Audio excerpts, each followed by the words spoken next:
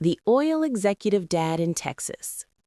Harold Jenkins had always believed that a man's worth wasn't measured by the size of his truck or the shine on his boots, but by the quiet strength in his handshake and the way he treated folks who couldn't do a thing for him. At 62, he still lived in the same three-bedroom ranch house on the outskirts of Houston where he'd raised his only daughter, Emily, after his wife passed from cancer 22 years earlier. The house was paid off, the yard was neat, and the old Silverado in the driveway had 220,000 miles on it.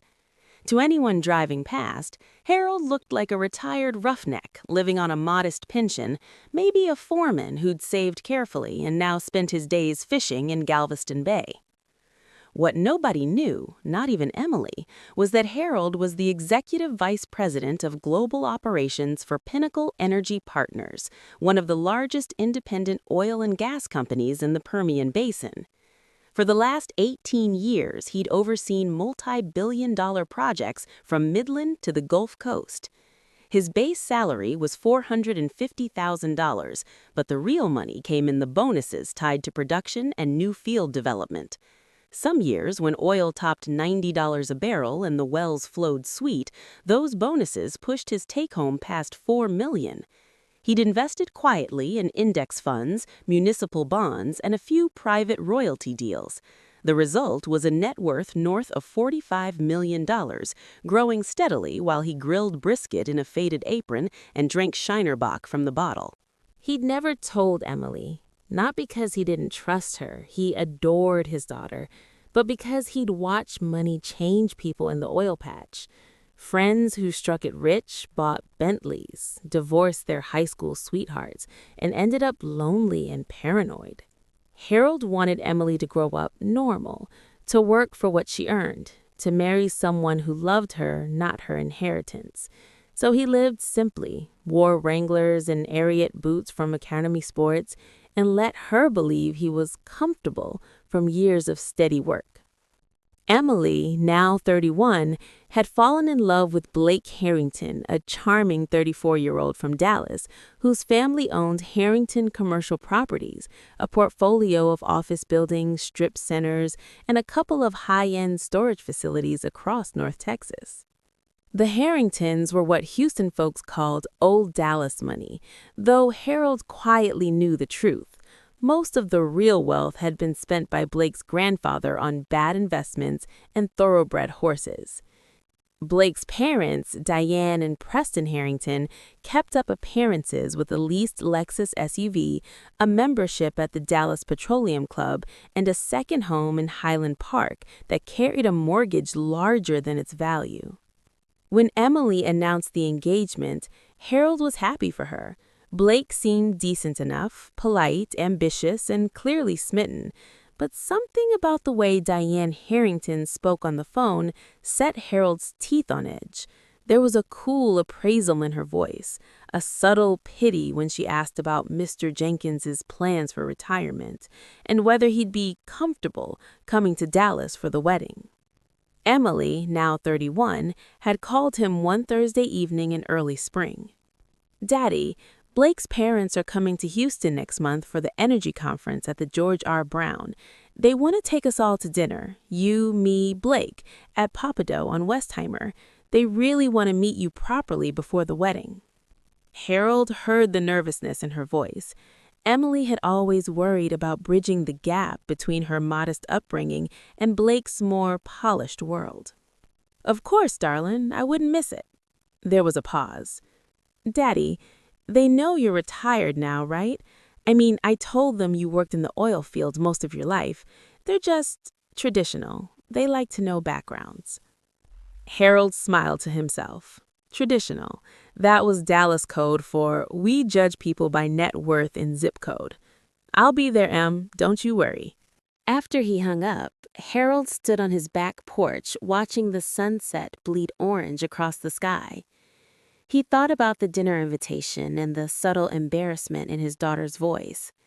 He thought about Diane Harrington's tone, and he decided it was time for a little experiment. He would give them exactly what they expected, a simple, retired roughneck from the wrong side of Houston. He'd wear his oldest boots, his faded pearl snap shirt, and let them draw their conclusions. Then he'd see what kind of people his future in-laws really were. Saturday night arrived warm and humid. Harold showered, put on his most worn Wranglers, the ones with a small tear at the knee he'd never bothered to patch, and a light blue Western shirt he'd owned since 2008. He skipped the cologne, skipped the watch altogether, and drove the Silverado downtown. He valet parked without flinching at the tip, but he did tuck the claim ticket into his shirt pocket like a man who didn't do this often. Pappadeaux on Westheimer was packed, crawfish season in full swing.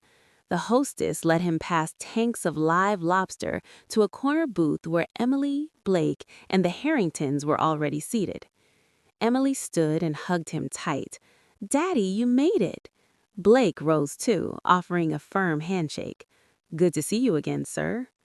Diane and Preston Harrington remained seated. Diane wore a cream silk blouse, diamond studs, and a Rolex that caught the light every time she moved her wine glass. Preston had on a tailored navy blazer, despite the Texas heat, his cufflinks glinting gold. They both smiled, but Harold saw the quick inventory. Old boots, faded shirt, no watch, no wedding ring tan from selling it for cash. The subtle downturn at the corners of Diane's mouth. "Mr. Jenkins," Diane said, extending a manicured hand. "So lovely to finally meet you. Emily speaks of you constantly." "Ma'am," Harold said, tipping his head. "Pleasure's mine." Preston shook hands next. Soft grip, quick release. "Harold, welcome."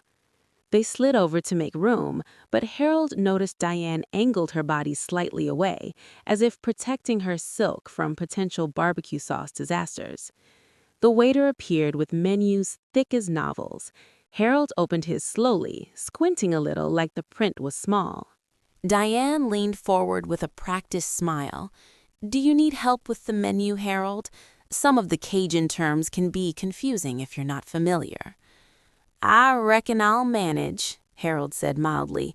"Been coming to Pappadeaux since it opened, but thank you, ma'am." Emily shot him a grateful look. Blake busied himself with his phone. Conversation started safely. Traffic from Dallas, the Astros' chances this season, but Diane steered it quickly to more personal waters. "So, Harold," she said, swirling her Chardonnay, "Emily tells us you're retired now. That must be nice after all those years in the field. What exactly did you do?" Harold took a slow sip of his iced tea.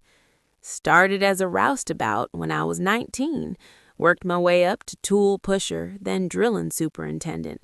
Spent most of my career out in the Permian and Eagle Ford. Hard work, good pay when the price was right. Saved what I could." Preston nodded approvingly. "Honest work. Respect that. Oil field built Texas." Diane smiled thinly. "And now you're enjoying retirement? Do you travel at all?" Harold shrugged. "Fish a little down in Galveston, help neighbors with yard work, keep busy." Diane's eyes flicked to Emily. "How lovely. Simple pleasures." The waiter returned. Diane ordered the lobster étouffée without looking at the price. Preston got the filet and crab cake combo. Blake and Emily chose grilled redfish. Harold studied the menu a moment longer. "I'll have the fried catfish platter," he said. "Extra hush puppies." Diane's smile tightened almost imperceptibly. The catfish platter was one of the cheapest entrees. As plates arrived, towering piles of fried seafood and steaming crawfish, Diane launched into a story about their recent weekend in Aspen. "We rented the most darling chalet, private chef, hot tub overlooking the slopes. You ski, Harold?" "No, ma'am, never learned." "Oh, you should. It's exhilarating. Blake and Emily joined us last year. Remember, sweetheart?" She touched Emily's arm. "We're planning another trip next season. You'll have to come, Emily." Emily smiled politely. Harold buttered a hush puppy and listened. Preston chimed in about their lake house on Cedar Creek. "Just closed on a new wakeboard boat, Mastercraft X-Star, 45 feet. You boat at all, Harold? Used to take Emily out on a little aluminum John boat when she was a girl, bass fishing mostly. Diane gave a small laugh. How quaint. The conversation drifted inevitably to the wedding. Diane described the venue, a historic mansion in Dallas with live oaks and a string quartet, the florist from New York, the caterer who'd done Beyoncé's cousin's reception. "We're covering most of it, of course," Diane said, looking at Harold. "Emily's always dreamed of something elegant. We want to give her that." Harold nodded. "Mighty generous of you." Diane patted Emily's hand. "We believe in supporting our children. Preston and I have always made sure Blake had the best opportunities. Private schools, internships at top firms. Now he's vice president at our company. We helped with the down payment on their house in Uptown, naturally." Preston cleared his throat. "Speaking of which, Harold, we were wondering, purely out of concern, how things stand for you retirement-wise, Social Security, pension, that sort of thing. We know the oil field can be boom and bust." Emily stiffened. "Mom." Diane raised a hand. "Darling, it's just practical. Families should be transparent about these things. Harold, we'd hate for Emily to worry about you financially once she's married. Preston and I were thinking perhaps a small monthly allowance, say $800, just to ease any burden. In exchange, we'd hope you'd give the newlyweds space to build their life without constant requests for help." The table went silent. Harold set down his fork slowly. Emily looked mortified. Blake stared at his plate. Preston adjusted his cufflinks. Harold's voice was quiet, almost gentle. "You're offering to pay me $800 a month to stay out of my daughter's life?" Diane flushed. "That's not how I'd phrase it." "But that's what you mean." Preston leaned forward. "Look, Harold, no offense, but Emily's joining a different level of lifestyle now. We want to protect that. You understand." Harold looked at Emily. Her eyes were bright with tears. He pushed his chair back and stood. "Excuse me a moment." He walked toward the restrooms, but instead turned into the private dining hallway and pulled out his phone. He texted his assistant, Carla, who was on call even on weekends. "Need the black card couriered to Papado Westheimer ASAP. Tell the manager it's for Harold Jenkins, booth in the back corner, and ask him to bring the check to me personally when it's ready." Carla replied instantly. "On it. Driver leaving now. 12 minutes." Harold returned to the table. Dessert menus had arrived. Diane was describing their upcoming cruise to Alaska, owner suite, private butler. Harold waited until the waiter cleared plates, then spoke. "Diane, Preston, you've been real generous sharing about your lives tonight. I appreciate the hospitality, but I think it's time I shared a little about mine." Diane smiled indulgently. "Of course." Harold leaned back. "You asked what I did in the oil field. Truth is, I never really retired. I'm Executive Vice President of Global Operations for Pinnacle Energy Partners.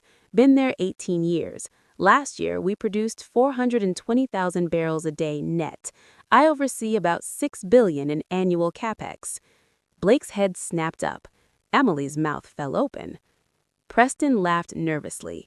"Come on now." Harold continued calmly.